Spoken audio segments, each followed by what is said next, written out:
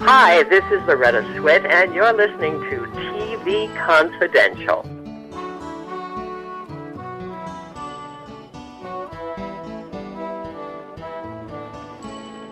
Ed Robertson welcoming you to TV Confidential, radio talk show about television. Michael Learned will join us in our first hour. Michael Learned, the actress known around the world as Olivia Walton on The Waltons. Titus Welliver will join us in our second hour. Titus stars as LAPD homicide detective Harry Bosch in the Amazon Prime series Bosch. We hope you'll stay tuned for both of those conversations. In the meantime, Tony Figueroa and Donna Allen are with us as we start the program with part 2 of our conversation with Douglas Howard and David Bianculli. Doug and David are the co-editors and 2 of the contributors of television finales, from Howdy Doody to Girls, a new book that explores 71 of the most famous, and in some cases, most infamous series finales in TV histories, including the final episodes of The Mary Tyler Moore Show, MASH, Cheers, The Fugitive, St. Elsewhere, Roseanne, The Sopranos, How I Met Your Mother, and a few others that you may not have thought of. And speaking of the final episode of MASH,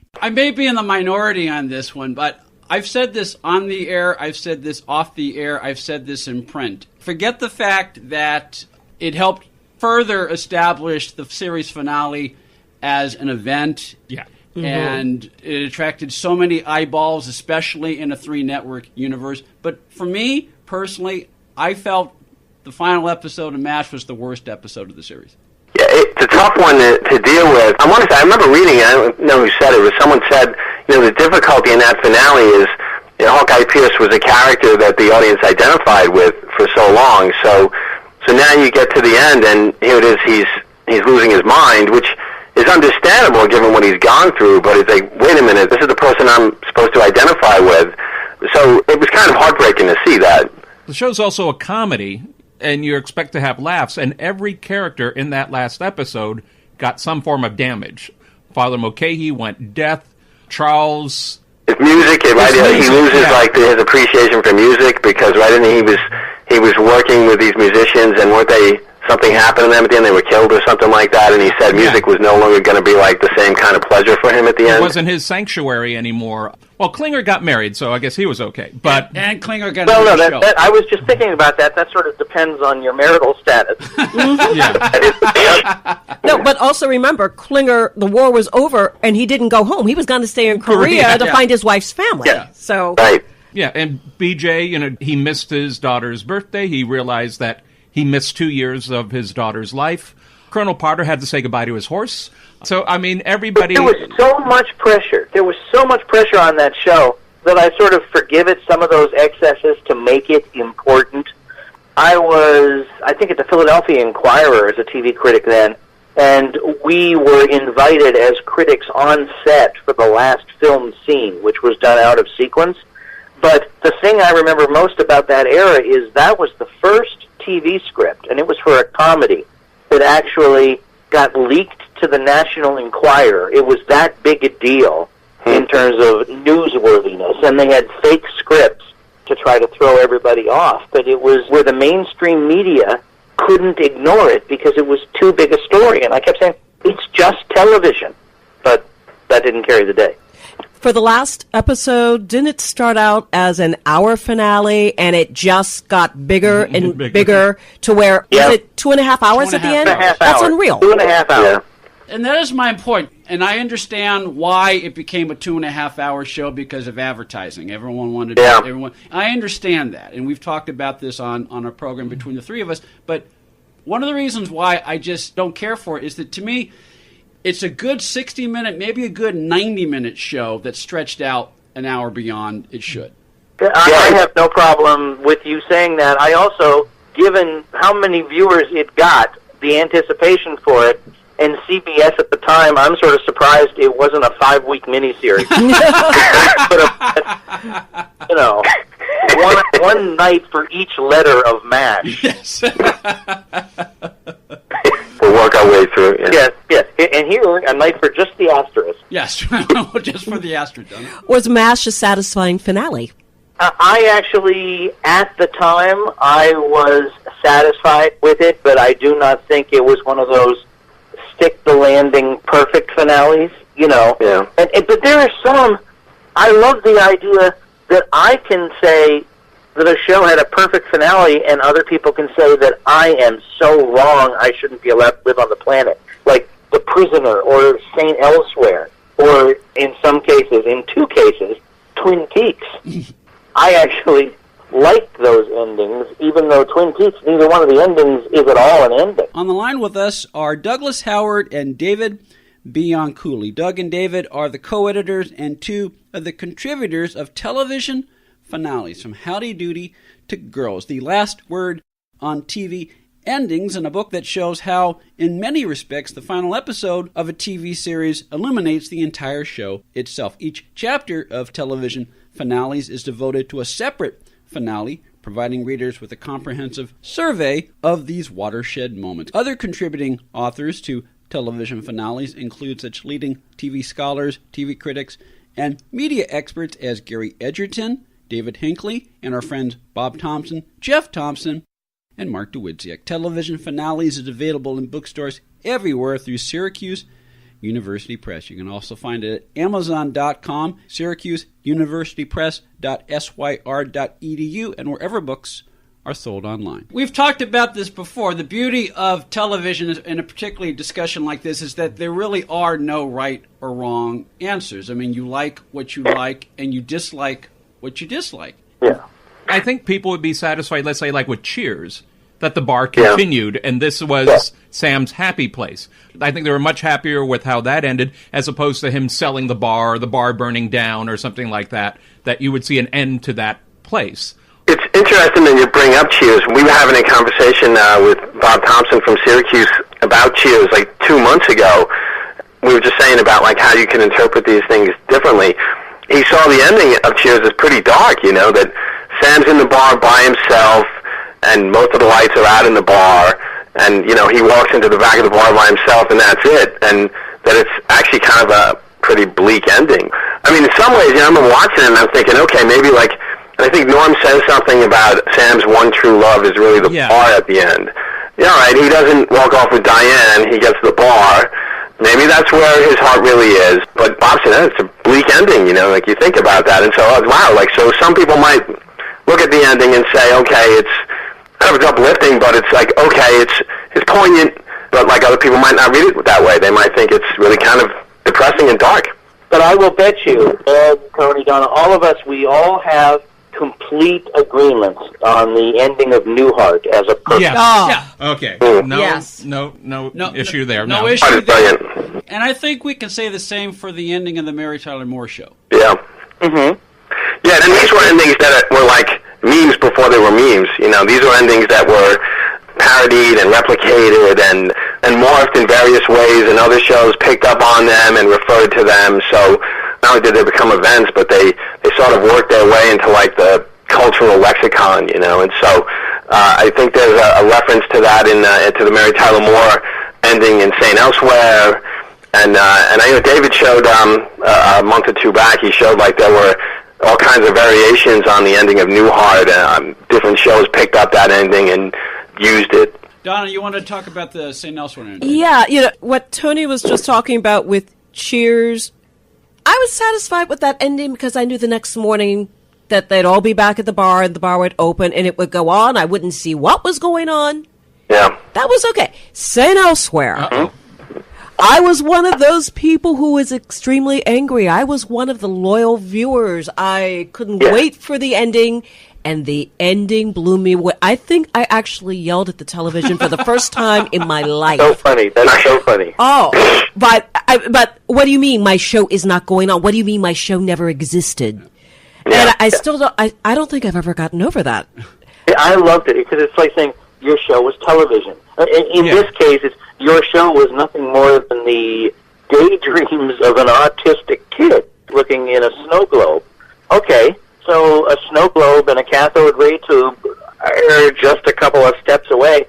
Somebody did make up every frame of St. Elsewhere, and that provided me with that enjoyment. I watched every episode. I considered it the best show on TV at the time. Yes. But I was so taken by that ending. There were 5 or 6 endings in that last hour of St. Elsewhere. It was amazing.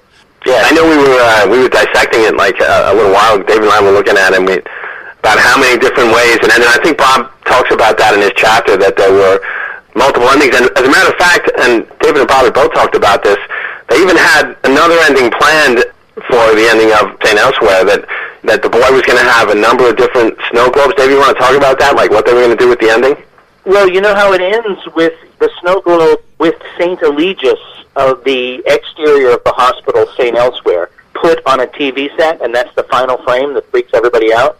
Well, they originally planned, Tom Fontana planned, to put it next to a bunch of other snow globes, and they would have the newsroom from WJM,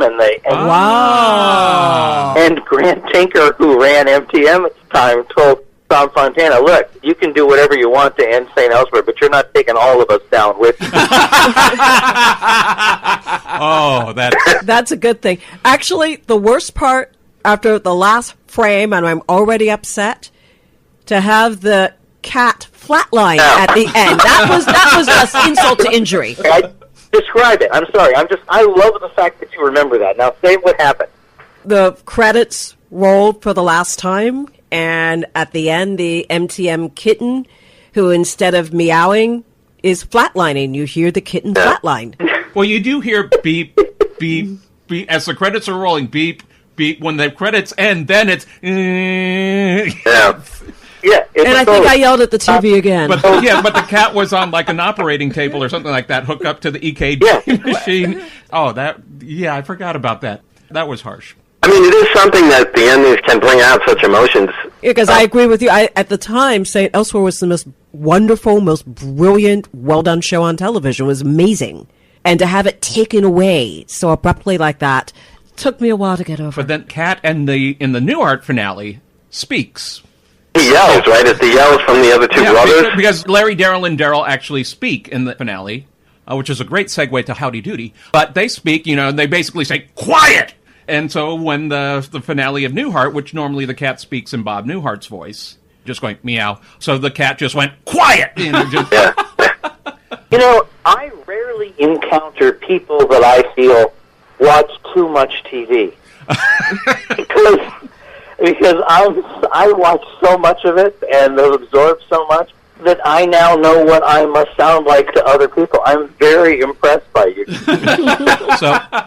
On the line with us are Douglas Howard and David Bianculli. Doug and David are the co-editors and two of the contributors of television finales, from Howdy Doody to Girls, the last word on TV endings, in a book that shows how, in many respects, the final episode of a TV series illuminates the entire show itself. Each chapter of television finales is devoted to a separate finale, providing readers with a comprehensive survey of these watershed moments. Television Finales is available in bookstores everywhere through Syracuse University Press. You can also find it at Amazon.com, SyracuseUniversityPress.syr.edu, and wherever books are sold online. Quick program note, this conversation was recorded prior to the announcement of the death of John Falsey. John Falsey, the Emmy Award-winning co-creator of St. Elsewhere. John Falsey died January 3rd, 2019 at the age of 67.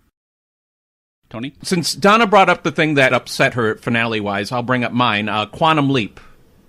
Oh, yeah. I was not nearly as angry as Donna was. I was not cursing at the TV or anything. But the anniversary of the finale 25 years ago, last May, the first week of May, that just seemed like, no. Dr. Sam Beckett never made it home. I mean, that would be the Voyager made it home. If there was an ultimate goal, it was to make it home. Gilligan's Island kind of got cheated, but then they had reunion movies. But this one where you actually had an opportunity to plan a finale. The show was not canceled like Gilligan. And it was just at the very end, and it was in text. And Quantum Leap, I did not understand the ending of Quantum Leap. I'll be serious. To this day, it perplexes me. I found it to be bittersweet. I guess the character was so selfless. I guess that was supposed to be it, that he was always going to put others before himself. So that's why he was always going to be leaping to help other people, and he was never going to think of himself. He was never going to go home, which is so sad in so many ways. You kind of watch that, and you kind of get choked up watching it in many ways. I mean, I thought the acting was really well done, but it was depressing to see that statement that he never made it home. You're like, wait a minute.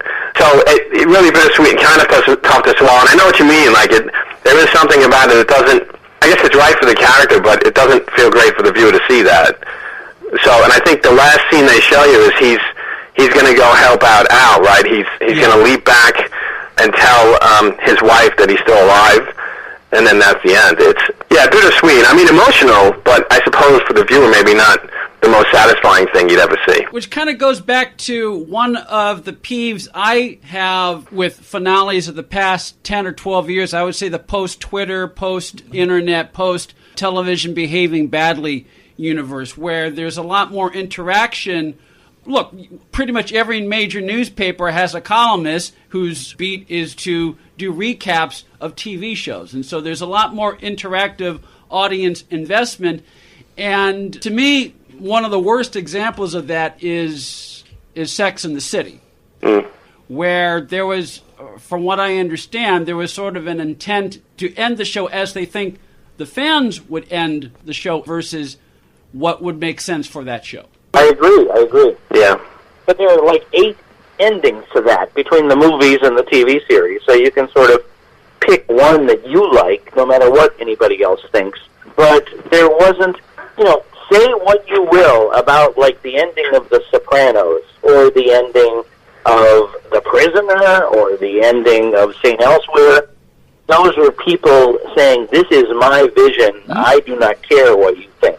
And I love them because of that. Yeah, I mean, to me, that is consistent with what the show is supposed to be about. A good finale, it seems to me, and I think we'll all agree, a good finale should be consistent with the goal of the story that the show was supposed to tell as a whole. If it's an adventure, you want to see your heroes go off on their next adventure. You don't want to see them hang up their cape or put the Batmobile on blocks or whatever. You want to see them go off on their next adventure. Sex and the City, I was satisfied with the series finale because the 4 women, they would always be friends and always go on. What weakened it for me was actually the films. Yeah, it's a problem with the shows in the 2000s where we have all these anti-heroes. You have viewers who like them, who like the characters, even though they're doing things that are so wrong. And then, like, what do you do with the ending? Like, you punish them for that, even though you've been, like, supporting, like, these characters for a couple of years? Or do you let them go free? And that seems wrong when you say, do you turn around and have them hand Dexter Morgan the keys to the city? Like, that doesn't seem right either. So when I think about, like, the newer finales, I think that's the issue that so many of the showrunners have been trying to wrestle with, is, like, how do we on the one hand, like, deal with characters that the audiences have come to appreciate and maybe even love, and yet, like, how do we make a statement about what they're doing? On the line with us are Douglas Howard and David Bianculli, co-editors and 2 of the contributors of television finales, from Howdy Doody to Girls, an exploration of some of the most compelling and often controversial final episodes in television history. We'll continue our conversation with Doug and David at the end of our second hour. We hope you'll stay tuned for that. In the meantime, we'll take a quick time out. Then Greg Ehrbar will be with us with our DVD report next on TV Confidential. Ed Robertson along with Tony Figueroa and Donna Allen from Story Salon, Southern California's longest-running, regularly performing live storytelling ensemble, which I understand is a new location. Yeah, we're very excited about it. We're moving actually to the Party Art Studio on Laurel Canyon Boulevard, 5302 Laurel Canyon. It's a new art gallery, and it's beautiful. It's beautiful. Donna and I have been involved with Story Salon for the last 9+ years. We're going to be in an art gallery now. We're going to have a $5 cover, some nice refreshments, and a wonderful eclectic evening of storytelling. Which is a great environment because, it as you say, the word is eclectic, and for $5, it's a great evening of entertainment. You can't ask for much more. No, not at all. And these stories, some of them are funny, some of them are tragic, some of them are a little off the wall, but we just have a wonderful time keeping the art of storytelling alive. And you can find out more about it by going to storysalon.com. Accredited by Guinness World Records, welcome to Archival Television Audio Incorporated, a peerless TV soundtrack archive. preserving the audio from television's first 3 decades, the 1950s, 60s, and 70s, the golden and silver age of television. For more information, go to atvaudio.com. The Beverly Hills Theater Guild annually sponsors the Julie Harris Playwright Awards competition to discover new theatrical works and to encourage established or emerging writers to create quality works for the theater. The Julie Harris Playwright Awards competition offers 3 prizes. First prize, $3,500. Second prize, $2,500. Third prize, $1,500. This year's competition runs from January 1st, 2019 to April 1st, 2019 and is open to all U.S. citizens or legal residents. All entries must be original, full-length plays that are unpublished, unproduced, and not currently under any option. Entries must be accompanied by the application form and in accordance with the submission policies and procedures. All entries must be postmarked by April 1st, 2019. To download an application form for the Julie Harris Playwright Awards competition, or for more information on submission policies and procedures, go to BeverlyHillsTheaterGuild.com and click Award Competitions. Hi, this is Peter Onorati. You're listening to TV Confidential.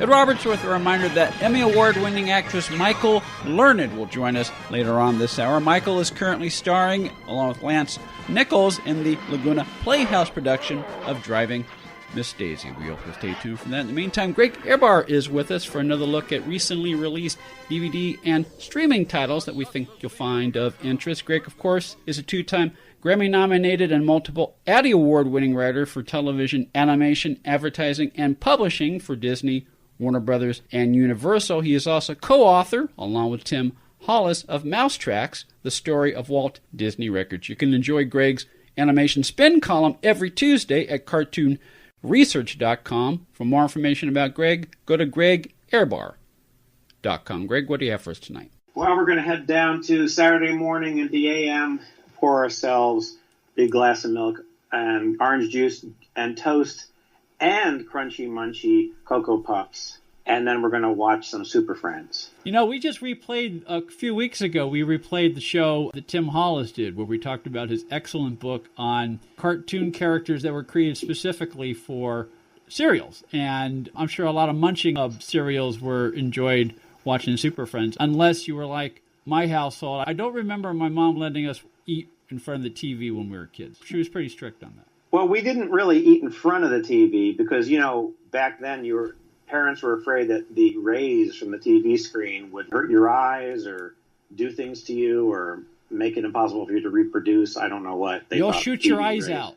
But we did always somehow have a house that had the breakfast nook or dining area set up so that you could see the TV. Sure. That was always a must. Whenever we would move, it's like, yeah, I don't care where the beds and the bathrooms are. Can you see the TV from the table? That's all we cared about. That is all we cared about. It's a very important concern. Now, as I recall, SuperFriends, I won't use the word convoluted, but it does have a very complicated history in terms of its release on home video, correct? And that's what I'm trying, hopefully successfully, but forgive me if I haven't, to do for your listeners, Ed. There are a couple of videos on YouTube and also a rundown on Wikipedia that sort of sorts them out as well. I'm actually going to attempt to cover the remaining SuperFriends DVDs because up till now, from my estimation, the last one that we covered was the challenge of the SuperFriends, which was the one where you had the Legion of Doom led by Lex Luthor. Yeah, where every week was a variation of the same storyline where you had the all-star superheroes taking on the all-star supervillains in a different attempt to conquer the world. Yeah, we talked about that, and that was a volume called Challenge of the SuperFriends. But then it gets confusing again, see, because that says the first season, and then you're like, well, where's the second season and all that? Well, there really wasn't. There was no consistency because, you know, life doesn't work that way sometimes. People who put these things together, jobs change, people move on. This show was on a long time. And the series changed a lot. And it takes a while to put these series on DVD, and it takes a lot of restoring and business negotiations and packaging. And then the other thing is that Saturday morning shows are very odd in how they are produced, in that even if you have a hit, you don't make 39 or 22 or anything. Saturday morning is more like things are now. You make 6. And simply because back in the 70s and 80s, pre-digital media, it took a lot longer to make these shows. I mean, forget recording the voices. The animation process was much different and more primitive compared to today. And even though to today's eye, today's sensibilities with the computer-generated and even the television animation that is done with cells but is done overseas with much more fluid animation, this animation largely looks much less slick. This is very expensive because this was done domestically. Yeah. Well, not all of it, but largely it was done domestically by animators in the United States. And so it became very, very expensive. So they couldn't do an awful lot of them. And Saturday morning budgets were tiny. So they would make about 16 or 17 the first season. And they'd make maybe 6, 7, 8 a second season if a show was a hit. And they knew that they could run them 5, 6 times and kids would be fine with that, because they like watching them over and over. And that's one of the reasons that the episodes were repetitive. They could endlessly loop, and you wouldn't necessarily know. See, that's why nowadays on kid shows on cable and things, there are a lot more story arcs and complex storylines because they have that luxury. They didn't have that luxury back then. So it's very easy to dismiss them as simplistic and, well, the characters never grew and all that stuff. But you have to look at what is good about them. And there's a lot of great stuff in these shows. And also, these are the foundations upon what today's superhero cartoons are built. Greg Ehrbar is with us as we take a look at the various releases of Super Friends Seasons 4 through 9 that are available for home entertainment. If I remember correctly, Casey Kasem was the voice of Robin the Boy Wonder, and Ulan Soleil was still the voice of Batman, correct? Yeah, but there's something interesting that comes in there, and this is something that I had forgotten about. You had your core cast. You had Ulan Soleil, you had Casey Kasem, Danny Dark, who was the house announcer for NBC, was Superman, and Shannon Farnan was Wonder Woman for a long time. And you had the Wonder Twins for still in several of these episodes. That was Zan and Jaina. They're kind of made fun of, but they're also fondly remembered. Jaina could turn into different kinds of animals, form of a tiger, and then all Zan could do is turn into like water and stuff. I mean, he wasn't as versatile. So people kind of made fun of Zan. Well, girls are smarter than boys. Well, there you go. She was superior, let's face it. And as I recall, the Wonder Twins at this point in the show, they had actual costumes. There's 2 different sets of Wonder Twins. There was Wendy and Marvin from the very first season, and that was Frank Welker and Sherry Alberoni, who we loved from Josie and the Pussycats, and she was Wendy. And then after the Wonder Twins were different, they were from another planet, and they had these powers. So Liberty, also known as Louise Williams, who played Tabitha. Adam Arkin's girlfriend, Jackie Gleason, on Loose. And she was the original TV Tabitha. Tabitha, yes. And Michael Bell, who was the voice of Spider-Man, and Butter. He was Butter. Oh, yeah, okay. Yeah. Yeah. The Super Friends show didn't vary all that much for a few seasons. After the one that we talked about before, which was Super Friends Season 3, Challenge of the Super Friends, the first season, which is a mouthful. We just talked about that one. Then you got Super Friends Season 4, The World's Greatest Super Friends, the complete series. And that's only like 8 episodes.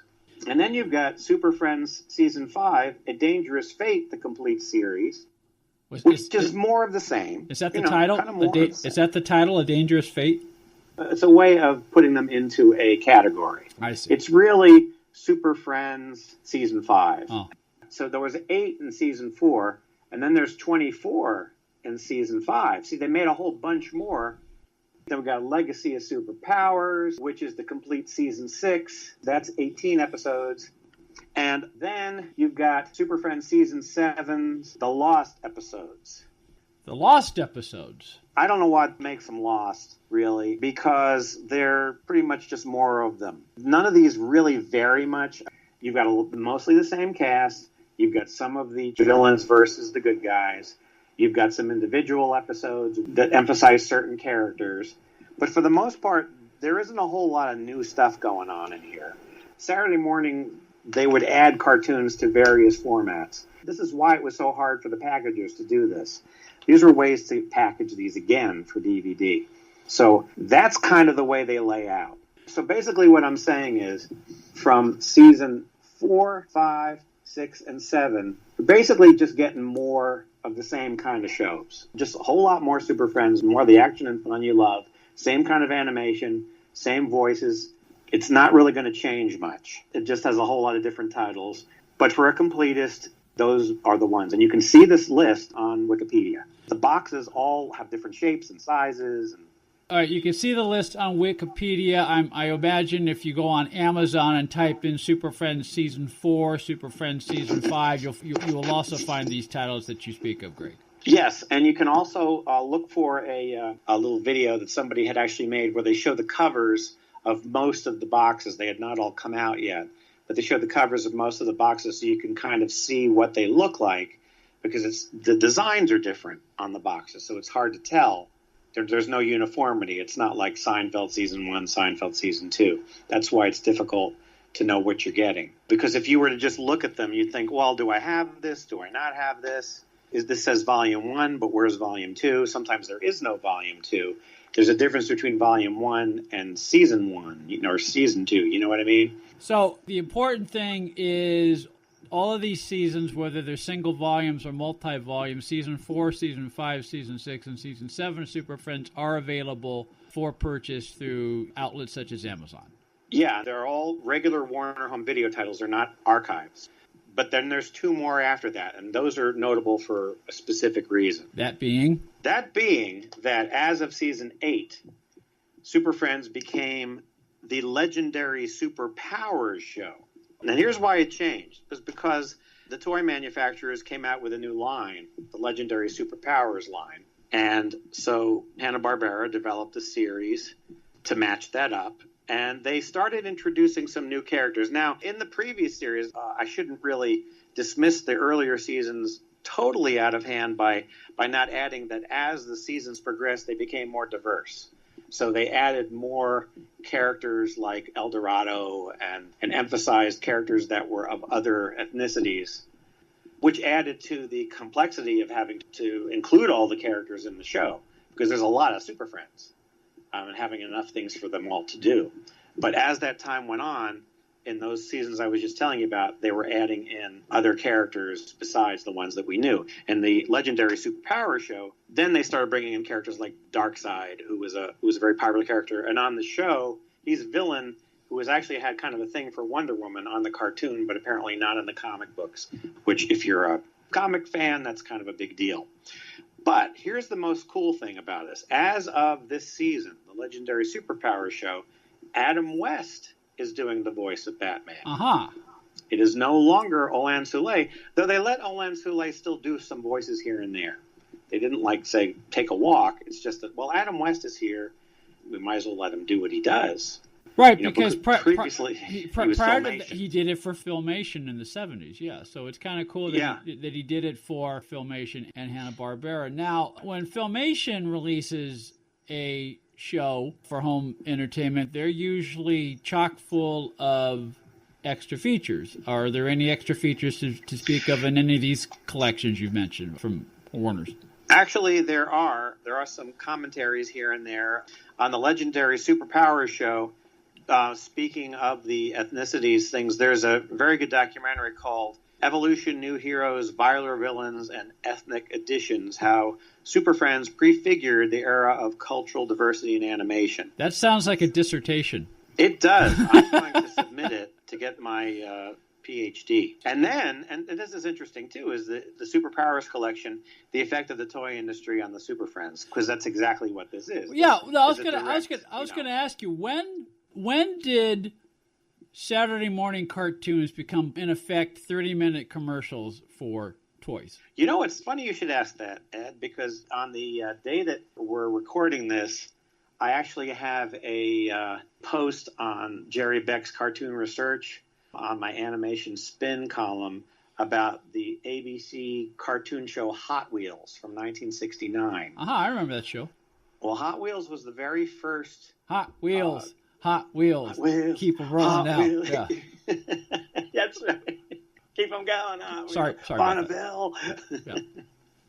You know, I think the theme song, actually I say this in the thing, the theme song did more harm to the show because it made it seem more blatant than the show actually was. Yeah.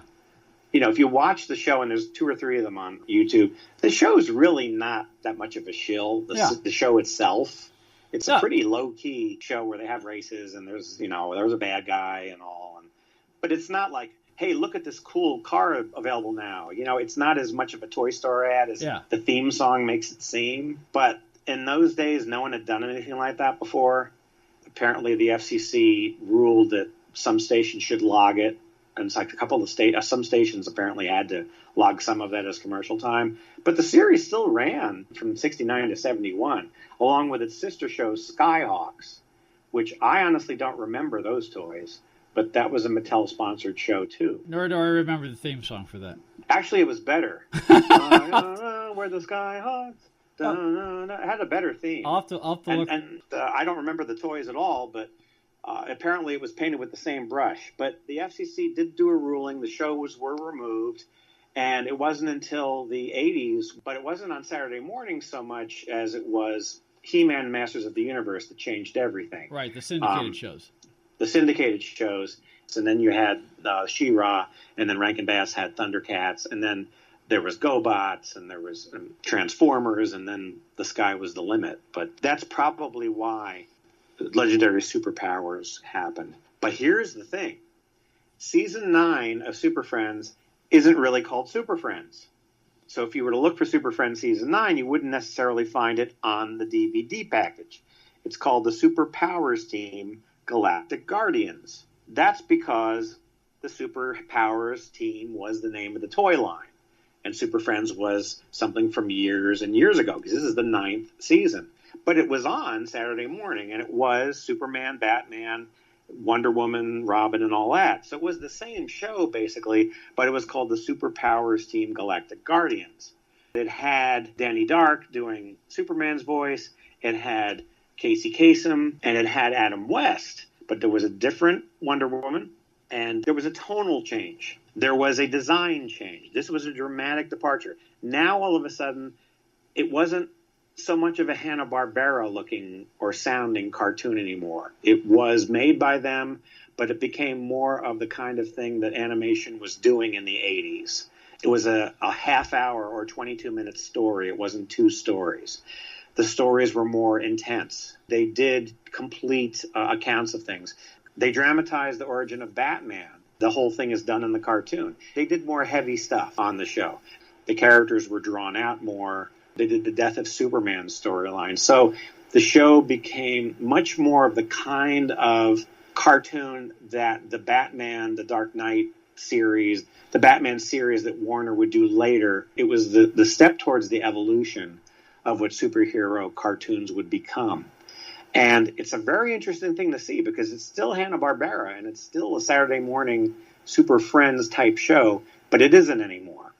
So in a way, it's kind of a melancholy thing because you're saying goodbye to an old friend. It isn't quite the light, silly, kind of goofy thing that the original Super Friends was, but on the other hand, it's pretty cool stuff for fans.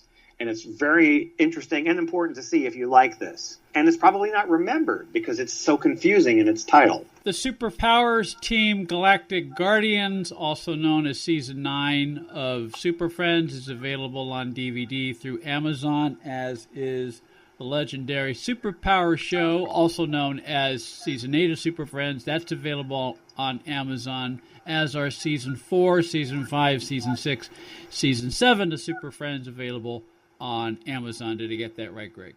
Yes, I applaud you because I don't even know if I still remember. You can read Greg Ehrbar's animation spin column at cartoonresearch.com for more on Greg, gregehrbar.com. We'll take a quick time out, then Michael Learned will join us when we come back on TV Confidential.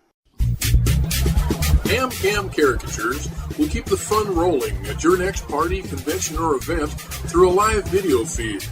As friends or colleagues gather around the webcam, I can see them on my screen, and they can view my caricatures come to life on their own screen. The completed black and white drawing will then be emailed to you to print out. Pricing and details are at hamcamcaricatures.com. That's HAMMCAMCARICATURES.com. Buying or selling a home can be one of the most stressful things we'll ever do in life. But it doesn't have to be. And no one knows better than our friends at Front Porch Realty Group. They're a community of realtors serving the Northern Bay Area of California that cares about their clients as individuals first and foremost. Whether you're a first-time buyer or looking to lease or sell your property in the Bay Area, Front Porch Realty Group will help you through this important transition by providing you with the right information for your situation while lessening the pain. They also work with a network of realtors throughout California who provide the same high caliber of customer service. Call Front Porch Realty Group at 415-886-7411 for a realtor referral near you. You can also visit their website, frontporchrealtygroup.com, for more information on the services they provide, including upcoming workshops and seminars. For more information, call 415-886-7411 or visit frontporchrealtygroup.com. Front Porch Realty Group. They'll find the solution that works best for you. Want a free first ride with Uber? Uber, the mobile app that connects you with a ride at the touch of a button in minutes. Enter promo code TV Confidential after you download the app to receive your first free ride up to $20. For more information, go to get.uber.com/go/TV Confidential. Hi, this is Judy Norton, and you're listening to TV Confidential.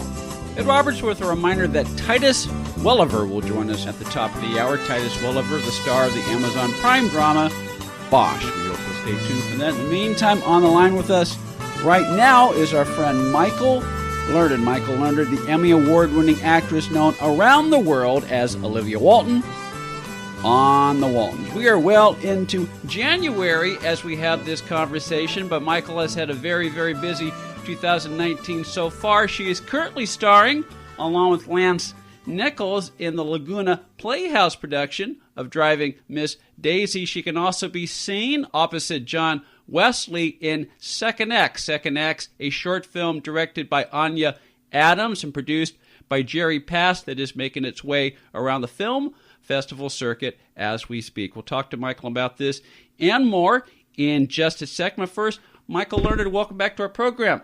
Thank you. Nice to talk to you. Always nice to talk to you. Happy New Year. And Michael's about to step into rehearsals for tonight's production of Driving Miss Daisy, which is on stage at the Laguna Playhouse in Laguna Beach through Sunday, January 27th. So we're very happy that you're squeezing us into your busy day. You're welcome. Actually, we are open, and we've been running for a week, and we have another week and a half to go. If memory serves, Lance Nichols, who plays Hoke in this production of Driving Miss Daisy, Lance was your first Hoke, right? That's right. The first time I ever played Daisy was with Lance. So in a way, it's like old home week, but at the same time, because no two productions are ever alike, it's brand new every day. You have that absolutely right. And it's a comfort with Lance, but we had that from the very first day of the very first reading. But as you said, it's always different because you're always learning more in a new play. In a good play. Mm-hmm. And this is a good play. It's really amazing. I never get tired of it. There's new nuances and new stuff in it that I missed the first time and get a chance to work on in the second, third, fourth, and fifth incarnation. I may have asked you this before, Michael, but when you have a character like Daisy that is deep in your fabric, deep in your soul, when it comes to rehearsal, do you focus mostly on, say, being in sync with Lance and blocking versus, quote-unquote, knowing the words? No, it's like a tabula rasa every time we start. We start new. And when there's a new bully, that adds another element of newness to it. So it's a new adventure every time. Every performance is a tabula rasa. It is. I always forget how good the play is when I'm finished with it, and then when I revisit it, and I'm still interested, and I'm still discovering, it's exciting to me. I think this is a very underrated piece of work by Alfred Urey. I think, well, it did win a Pulitzer Prize. I guess that's some kind of rating. But, please note, she says sarcastically. But it's wonderful. I've never met Mr. Urey. I keep composing long laudatory letters in my mind to him, thanking him for this role and thanking him for this incredible play about unconscious bias. Because it's so interesting, because what he's done is all of his characters are biased in different ways. Hope talks about the geeky trash down there that he doesn't hang out with, and Booley talks about the New York Jews, and, you know, and Daisy is unconscious. She doesn't think she's prejudiced at all. In her mind, it's not about prejudice. It's about she doesn't want to have somebody controlling her life. So I think he's a genius. I really do. On the line with us is Michael Learned. Michael is currently starring along with Lance Nichols in the Laguna Playhouse production of Driving Miss Daisy. The Laguna Playhouse is celebrating its 98th season. Driving Miss Daisy is on stage at the Laguna Playhouse through Sunday, January 27th. For tickets and more information, call 949-497-2787 or go to lagunaplayhouse.com. The Laguna Playhouse, I've never been there, Michael, but it's one of the many great theaters here in Los Angeles. It's a wonderful theater that was founded, I guess, by Betty Davis years ago. So it has a marvelous history to it. You know, it's a very friendly, warm theater to play to. I like it. It's perfect for this play.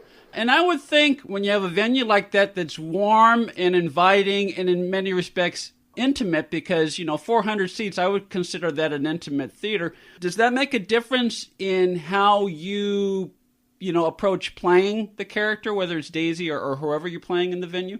No, I think that because we have mics now, which we didn't have back in the day when I started out, we can use mics, so you don't have to project the way you did. I mean, you still have to project, but you don't have to yell. And so that does change. It makes it more intimate. Yeah, it enables the audience, members that night to feel like they are really been invited into the same room, the same world as Daisy and Hoke. You're absolutely right. I remember seeing a play in New York with Tom Conte in it, and I can't, for the life of me, think of the name of it right now, but I couldn't believe how quietly he was talking and how intimately. And, of course, that's when they first started using mics. Mm-hmm. And a lot of people don't like them because they don't feel it's traditional. But I think they're wonderful, actually, and as long as you have somebody who's a good technician who's handling them.